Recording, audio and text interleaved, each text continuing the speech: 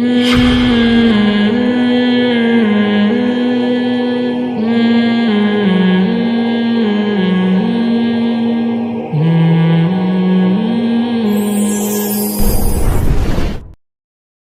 کوئی حکومت ہوتی ہے انسان کو یہ تحفظ ہوتا ہے کہ جتنا پیسہ میں کما رہا ہوں گورنمنٹ اس کی حفاظت کرے گی, مجھ سے وہ کوئی پیسہ چھینے گا نہیں. آج حکومت کو یہ اعتراض ہوتا ہے کہ لوگ اپنا پیسہ شو کیوں نہیں کرتے.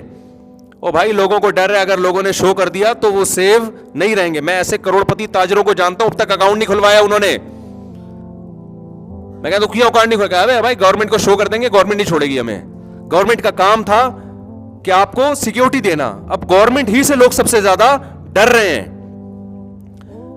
وہاں نہیں ڈرتے یورپ میں. اس کی وجہ یہ نہیں کہ وہاں سیکیور ہے, اس کی وجہ تمہارا باپ بھی دے گا. یعنی گورنمنٹ کو پتہ چل گیا نا ایسی کی تیسی کر دے گی.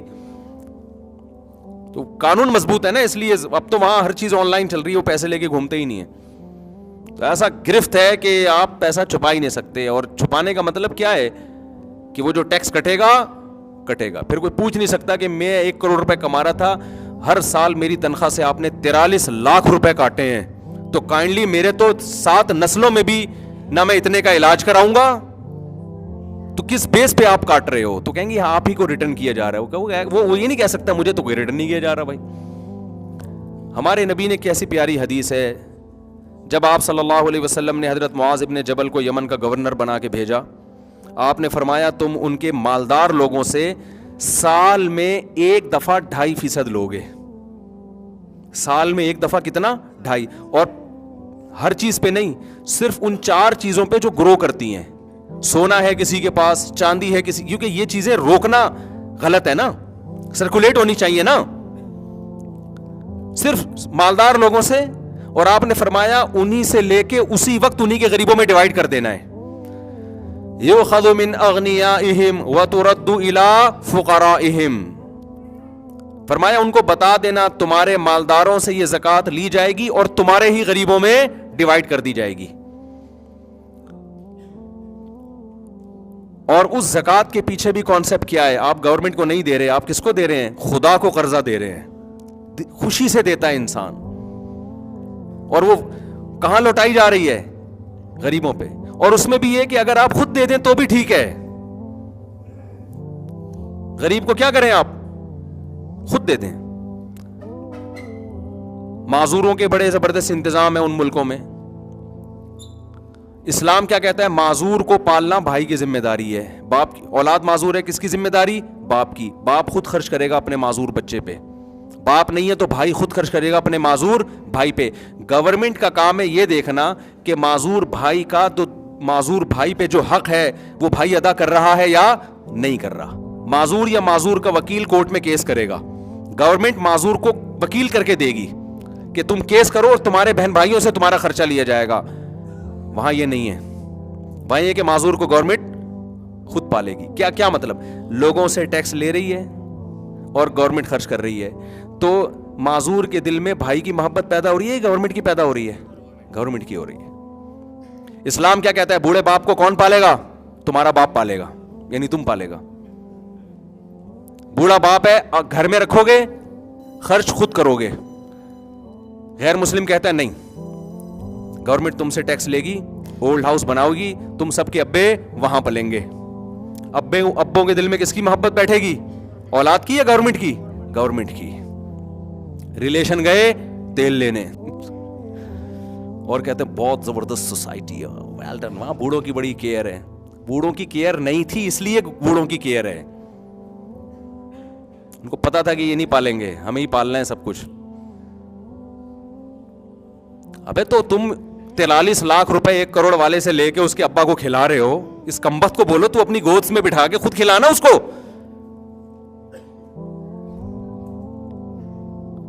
اور وہ شوق سے کھلائے گا, اس کے ابا ہیں.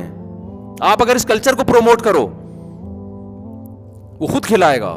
اگر نہیں کھلا رہا تو ابا کو گورنمنٹ ایسے بوڑھوں کو وکیل دے کہ بھائی دیکھو, سروے کرو, جو ابا گھر میں عزت نہیں مل رہی اور گھر میں ان کے بچے ان کا خیال نہیں کر رہے, وہ کورٹ میں کیس کریں. تو گورنمنٹ ان بچوں کی تنخواہ سے جبرن کٹوتی کر کے ابا کو دے گی, تاکہ ابا کو یہ احساس ہو کہ یہ آ انہی کے رہے ہیں میرے پاس جن کو میں نے کھلایا ہے. اول تو اس کی نوبت ہی نہیں آتی. انسان کے دل میں اللہ نے ماں باپ کی ایسی عظمت رکھی ہے, وہ زیادہ کھلائے گا. تو آپ سمجھ رہے ہو اسلام اور غیر اسلام میں فرق نہیں آئے گا کھوپڑی میں, میرا خیال ہے اتنی آرام سے یہ چیزیں ہیں. تو اسی طرح جیسے اسلام نے سود پہ پابندی لگا دی, نکاح کو پروموٹ کیا, اب کیا ہے, مالدار آدمی کی دولت کیا ہو رہی ہے, ڈیوائڈ, 4 عورتوں میں ڈیوائڈ ہوگی, پھر گروتھ ریشو اس کا بڑھے گا. تو یہ جو معیشت میں اعتدال ہے نا, اس کی ہوا بھی نہیں لگی غیر مسلم سوسائٹی کو. وہاں ساری دور کھرب پتی آدمی مرتا ہے, پتہ ہی نہیں بھائی گورنمنٹ کے پاس چلا گیا یا یہ کہ بینک کھا گیا.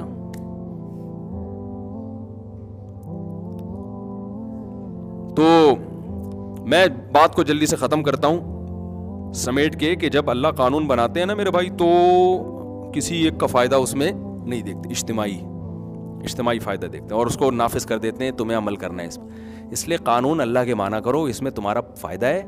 اللہ کے علاوہ کسی کو فالو کرو گے نا بھائی, چند لوگوں کے مفاد حاصل ہو رہے ہوں گے, لیول بڑے خاندانی پہ, لیول تو ایکچولی یہ مولوی پرانے زمانے کے دقیانوسی ہم پہ پرانی باتیں کر رہے ہیں. اسلام پرانا ہے لیکن آیا قیامت تک کے لیے. اللہ کا قانون پرانا ہو یا نیا ہو اس سے فرق نہیں پڑتا, کیونکہ اللہ کا علم قیامت تک کے لیے. تو یا تو اللہ بھی پرانا ہوتا نا اور اس کو جدید حالات کا علم نہ ہوتا, پھر ہم کہتے ہیں یار اللہ میاں نے اس زمانے کے لحاظ سے نازل کر دی. اللہ میاں کو آج کا تو پتہ ہی نہیں تھا کہ آج کل گٹکا کتنا ضروری ہے سوسائٹی کے لیے, آج کل ٹینشن ختم کرنے کے لیے پینا پلانا ضروری ہے. اس زمانے میں وہ ٹینشنیں تھوڑی تھیں, اللہ میاں نے ایسی, بھائی اللہ میاں کا علم کیا ہے, وہ وسیع ہے.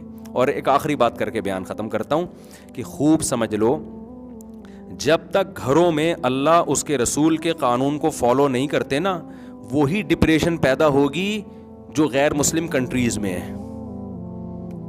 کیونکہ آپ صبح و شام لڑتے رہو گے کہ کس کو فالو کرنا ہے ہم نے. عورت اپنے حقوق کھینچے گی, مرد اپنے, کیونکہ ایک چیز پہ جمع تو ہو نہیں رہے نا, ایک چیز پہ جمع تو ہو نہیں رہے کہ بھائی اس سے فیصلہ, جب آپ کا جھگڑا ہوتا ہے تو فیصلہ خود کرتے ہیں یا کسی تھرڈ پارٹی سے کرواتے ہیں, ثالث سے کرواتے ہیں. اگر خود کرتے ہوتے تو جھگڑا کیوں ہوتا بھائی, ذرا سا اختلاف ہوتا دونوں بیٹھ کے حل کر لیتے بھی. یہ تو جھگڑا تو ہوگا وہاں جہاں دونوں سے فیصلہ نہیں ہو رہا, دونوں کی ایک ٹاسک پہ جمع نہیں ہو رہے, تو وہاں کون کرے گا, ثالث. اب ثالث جو کرے گا وہ بھی کسی قانون کا پابند ہوگا یا نہیں ہوگا. اگر وہ ریاست کے قانون کا پابند ہے تو ریاست کا میں نے آپ کو بتا دیا کہ ریاست نہیں دیکھتی انسانوں کے کیا ہیں, ریاست میں چند لوگوں کے. ریاست میں اگر اسمبلی میں خواتین زیادہ ہوں گی تو عورتوں کے حقوق پاس ہو جائیں گے, مرد زیادہ ہوں گے تو مردوں کے ہو جائیں گے. اور اگر کسی اور بین الاقوامی طاقت کا آپ کے اوپر زور ہوگا تو پھر وہ قوانین پاس ہوں گے جو ان کے فائدے میں جا رہے ہوں. ابھی جو خواتین کے حقوق کی بات کی جا رہی ہے نا کورٹ میں, ایک حقوق تو وہ ہیں جو اسلام نے دیے, ان کی تو ہم بھی بات کرتے ہیں. ایک حقوق وہ ہیں جو یورپ مسلط کر رہا ہے, اہل مغرب مسلط کر رہے ہیں ہمارے فیملی سسٹم کو تباہ کرنے کے لیے. تو وہ حقوق نہیں ہے, وہ اصل میں آپ کے خاندانی نظام کو تباہ کرنے کی کوششیں ہیں. ان میں ہمارے جو اسمبلی میں بیٹھے ہوئے حکمران ہیں وہ بھی نہیں چاہتے کہ یہ قوانین ہمارے ملک میں آئے, ان کو پتہ ہے اس سے ہمارا گھر بھی تباہ ہو سکتا ہے. لیکن وہ پھر بھی کیوں نافذ کر رہے ہیں کہ دباؤ کس کا ہے, اوپر کا دباؤ ہے, ادھر کا دباؤ ہے. تو اگر وہ اللہ رسول کو فالو کرنا شروع کر دیں تو اس دباؤ سے کیا ہو جائیں گے, نکل جائیں گے. بھائی ہم تو خدائی قانون کیسے چینج کر سکتے ہیں, تو ہو نہیں سکتا. تو اب میں آپ سے عرض کرتا ہوں کہ گھروں میں بھی اولاد جب تک ماں باپ کو وہ حقوق نہیں دے گی جو اسلام نے دیے ہیں, اس وقت تک اولاد اور ماں باپ کا جھگڑا ختم. بولتے کیوں نہیں یار, چپ کیوں نہیں ہو سکتا. بھائی بہنوں کا جب تک وہ حقوق جو اسلام نے دیے ہیں وہ ان کو پتہ ہی نہیں ہوتا کہ کیا ہیں. دیکھو گھر کے مرد کا حکم کے بارے میں اللہ نے عورت کو حکم دیا ہے کہ اس کا احترام کرے. وَلِلرِّجَالِ عَلَيْهِنَّ دَرَجَةٌ. آج بہنوں نے گھر کے بھائیوں کا ادب کرنا چھوڑ دیا ہے, تمیز سے بات کرنا چھوڑ دیا. میں عورتوں سے ایک بات کہتا ہوں کہ اللہ نے ہماری سوسائٹی میں مرد جتنا بھی گیا گزرا ہو, اگر عورت اس کو عزت دینا شروع کر دے نا گھر میں بھائی کو کہ یہ میرا بھائی ہے, اس کے سامنے زبان نہ چلائے, خدا کی قسم آپ کے تحفظ کے لیے جان دے دے گا وہ, کہ مجھے اپنا بھائی سمجھتی ہے, بڑا سمجھتی ہے. لیکن یونیورسٹیوں میں لڑکیوں کو بدتمیز بنایا جا رہا ہے کہ تم اپنے رائٹ کے لیے لڑو. پہلے مائیں سکھاتی تھیں, سوسائٹی سکھاتی تھی, بھائی ہے نا, مرد ہے, یہ تمہاری شادی کا بھی ذمہ دار ہے. کل اگر تم پر شوہر نے ظلم کیا تو پیچھے کون کھڑا ہوگا؟ سالے ہوتے ہیں نا، سالے، یہ کھڑا ہوگا تمہارے لیے.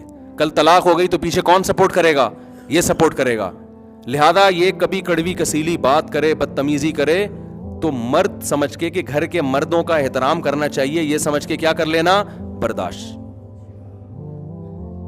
تو مرد قربانیاں دیتے تھے، زندگی بھر طلاق یافتہ بہنوں کو پالتے تھے، ان کے بچوں کو پالتے تھے.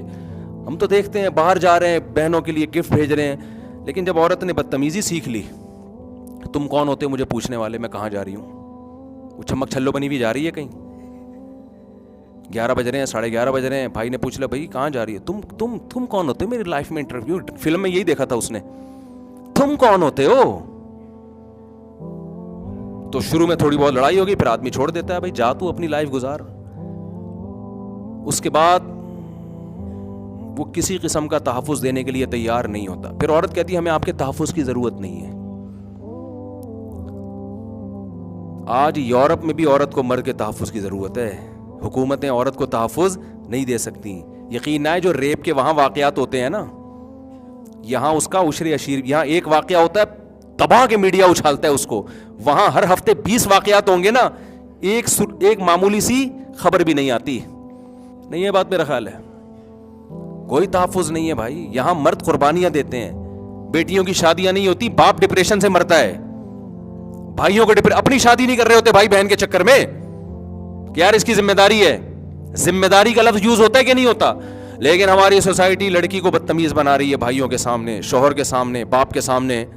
لہذا مردوں کا جو عورت سے ایک ریلیشن تھا، ماں بیٹے والا، بیوی شوہر والا، بہن بھائی والا، وہ مارکیٹ سے کیا ہو رہا ہے؟ بولو، شارٹ. نقصان اس کا عورت کو ہی ہوگا. مرد انڈیپینڈنٹ زندگی گزار سکتا ہے، عورت اب ایک بولو نا، نہیں. اللہ نے آدم کو پہلے پیدا کیا، اکیلے تھے. ہوا کو پیدا کرنے کے لیے پہلے آدم کو پیدا کیا گیا ہے، ان کو اکیلا پیدا نہیں کیا. اور آدم کی پسلی سے پیدا کر کے بتا دیا یہ آدم کا ٹکڑا ہے. سمجھتے ہو کہ نہیں سمجھتے؟ تو نیچر چینج نہیں ہو سکتی، سائنس کتنی ترقی کر لے. تو یہ جو عورت کی آزادی کے نعرے ہیں نا، میں آج کل لڑکیاں یہی کر رہی ہوتی ہیں اپنے بھائی سے، تم کون ہوتے ہو؟ تمہیں کس نے یہ حق دیا؟ کر لیں بدتمیزی، تمیز سے کریں آپ.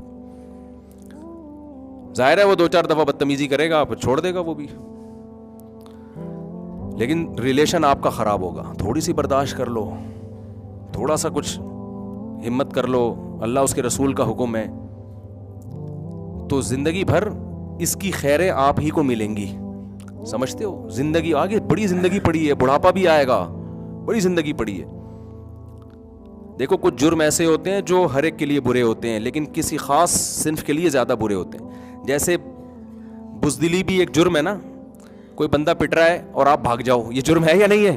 آپ کا دوست پٹ رہا ہے، ایک تو یہ کہ اتنے لوگ پکڑ کے کوٹ رہے ہیں کہ آپ بھی کوٹائی میں شریک ہو گئے نا، تاکہ خود بچاؤ اپنے آپ کو. بعض دفعہ ایسے ہوتا ہے کہ آدمی پٹ رہا تھا نا، اس کا دوست بھی ساتھ میں تھا، یہ بندہ پٹ رہا ہے تو یہ بھی اس کو پیٹنے میں شریک ہو گیا. اس سے پوچھا گیا کیوں؟ کہہ رہا ہے یار اگر میں اس کو نہیں پیٹتا نا تو لوگ اس کا دوست سمجھ کے مجھے بھی پیٹتے. یہ تو کامل درجے کی بےغیرتی ہے. ایک یہ ہے کہ آپ کا دوست پٹ رہا ہے، اتنے زیادہ لوگ پیٹ رہے ہیں، آپ کو پتا ہے کہ یار میں اگر ان کا دفاع کروں گا تو سوائے میری ہڈی پسلی بھی ٹوٹے گی. چلو سمجھ میں آتی ہے بات، لہذا آپ پتلی گلی سے نکل گئے. ایک ہے کہ ایک بندہ آپ کے دوست کو کوٹ رہا ہے، آپ اس کو پکڑ کے مار سکتے ہو، برابر کا ہے نا، لیکن آپ بھاگ گئے. یہ بزدلی ہے یا نہیں ہے؟ اور ایسے موقع پہ بزدلی دکھانا بےغیرتی. لیکن اگر عورت آپ کے ساتھ ہے، آپ پٹ رہے اور وہ بھاگ گئی تو یہ بھی بزدلی ہے، لیکن یہ عیب بولو نا نہیں ہے. اتنا برا نہیں سمجھا جائے گا، بھئی عورت ذات ہے یار. تو بزدلی مرد کے لیے زیادہ عیب ہے، عورت کے لیے کم عیب. لیکن بدتمیزی یہ عورت کے لیے زیادہ عیب ہے، مرد کے لیے بھی ہے مگر کم. مرد بھی زبان چلاتا ہوا برا لگتا ہے، عورت بھی بری لگتی ہے، لیکن عورت زیادہ بری لگتی ہے. اس کیوں بری لگتی ہے کہ اب کیوں لگتی ہے وہ تو سب کو پتہ ہے لگتی ہے، خود سوچ لینا کیوں لگتی. دونوں برے لگتے ہیں کیونکہ مرد کی نیچر میں اللہ نے تھوڑی سی دہشت رکھی ہے، سربراہی والا عنصر ہے نا، وہ اس کو بائی نیچر تھوڑا سا بدتمیز بنایا گیا ہے. ہونا نہیں ایسا نہ ہو کہ بدتمیزیاں شروع کر دیں. ہمارے نبی کے اخلاق کی حدیثیں کتنی ہیں, لیکن اللہ نے سربراہ جس کو بنایا ہوتا ہے نا, اس میں تھوڑا سا روب رکھا ہوتا ہے, اس میں دھاڑ رکھی ہوتی ہے. شیر دھاڑ رہا ہے اور اس کے سامنے ہرن بھی دھاڑ رہا ہے, تیری ایسی کی تیسی. وہ شیر بولے گا بھائی میں جنگل کا بادشاہ ہوں, سربراہ ہوں, مجھے دھاڑتا ہوا اچھا بھی لگ رہا ہوں یار, تجھے کیا ہو گیا؟ جیسے ایک آدمی نے کتے سے کہا, کتے نے کہا میں تو کتا ہوں, تجھے کیا ہو گیا؟ تو کیوں بھونکنا شروع کر دیا؟ تو بھی تو اپنے اسٹائل میں بات کرنا. تو چیختے چلاتے ہوئے مرد بھی برے لگتے ہیں, بدتمیزی کرتے ہوئے مرد بھی برے لگتے ہیں, واقعی بری عادت ہے. لیکن عورت جب یہ کام کرے گی تو زیادہ بری لگے گی.